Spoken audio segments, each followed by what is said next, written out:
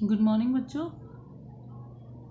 आज हम फिर से आपके साथ हैं और आज भी हम पढ़ेंगे सूक्ष्म जीव। लेकिन आज एक ऐसा फ़ायदा हम देखेंगे सूक्ष्म जीवों का जो हमारे पूरे जीव जगत के लिए बहुत ज़्यादा उपयोगी है।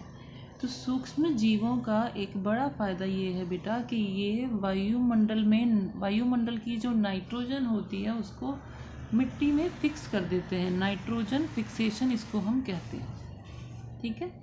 और इस फिक्स की हुई नाइट्रोजन का यूज़ हमारे पेड़ पौधे अपने लिए करते हैं। तो ये बहुत यूज़फुल है प्लांट्स के लिए। अगर इस तरह के जीवाणु नहीं होते जो नाइट्रोजन फिक्सेशन कर पाते तो हमारे पौधों को नाइट्रोजन नहीं मिल पाती और उन्हें ज़रूरी पोषण नहीं मिलता। तो इतना हरा भरा संसार जो हमें देखने को मिलता है वो हमें नहीं मिलता।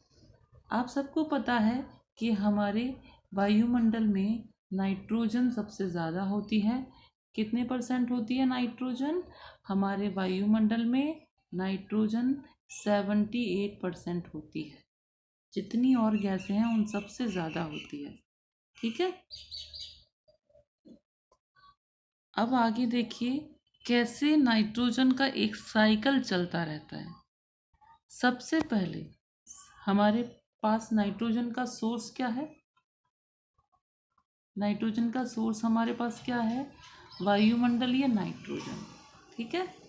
वायुमंडलीय नाइट्रोजन वो नाइट्रोजन है जिसकी हमने अभी बात करी, 78% नाइट्रोजन, ठीक है। इसके बाद ये नाइट्रोजन का हम कैसे यूज़ करते हैं?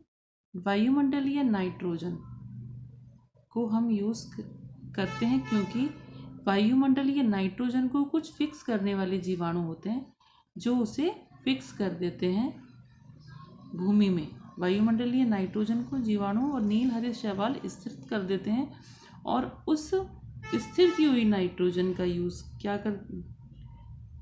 उस स्थिर की हुई नाइट्रोजन का फिर आगे यूज़ होता है। जीवाणु द्वारा वो स्थिर नाइट्रोजन को नाइट्रोजनी यौगिक में परिवर्तित की जाता है और इसके बाद ये नाइट्रोजनी यौगिक जो हैं वो पौधों द्वारा अवशोषित कर लिए जाते हैं, ठीक है। पौधों द्वारा अवशोषित करने के बाद पौधों से होते हुए ये नाइट्रोजनिक यौगिक जंतुओं में पहुंच जाते हैं, क्योंकि हम लोग जो भी जंतु हैं या मानव है वो सभी पौधों को खाते हैं, ठीक है। पौधों को खाने के बाद नाइट्रोजन हमारी बॉडी में पहुंच जाती है और हमारी बॉडी से उत्सर्जन द्वारा जो भी हम मल मूत्र कर जाते हैं उसके द्वारा ये दोबारा से मिट्टी में पहुंच जाती है, ठीक है। तो आपने देखा वायुमंडलीय नाइट्रोजन है, नाइट्रोजन का फिक्सेशन किया गया और उसके बाद वो नाइट्रोजनी यौगिकों में बदली और उस बदली हुई नाइट्रोजन को या नाइट्रोजनस यौगिकों को पौधों द्वारा अवशोषित कर लिया गया और पौधों द्वारा अवशोषित होने के बाद वो जंतुओं में आ गई, क्योंकि जंतु पौधों को भोजन के रूप में लेते हैं, ठीक है। और जंतुओं द्वारा भोजन के रूप में लेने के बाद जब उनका भोजन पच जाता है तो जंतु बाकी बचे हुए भोजन को उत्सर्जन के रूप में काम में ले लेते हैं और कुछ नाइट्रोजन यौगिक उसकी बॉडी के मरम्मत में काम आ जाते हैं। तो जो उत्सर्जन हमने किया वो नाइट्रोजन अपशिष्ट मिट्टी में आ जाता है दोबारा से और मिट्टी में उपस्थित यौगिकों में आ जाता है, ठीक है। इसके अलावा देखो जो मिट्टी में उपस्थित यौगिक हैं वो दोबारा से जीवाणुओं द्वारा उसको गैसीय नाइट्रोजन में भी चेंज कर दिया जाता है। तो ये सारा एक साइकिल आपने देखा चलता रहता है, ठीक है। और इसीलिए नाइट्रोजन की कभी कमी नहीं हो पाती। लेकिन यदि नाइट्रोजन फिक्सेशन करने वाले जीवाणु हमारे पास नहीं होते तो हमारे पौधों को नाइट्रोजन आसानी से नहीं मिल पाती। अब कौन सा है वो कोई एक जीवाणु जिसके द्वारा हम नाइट्रोजन फिक्सेशन कर सकते हैं?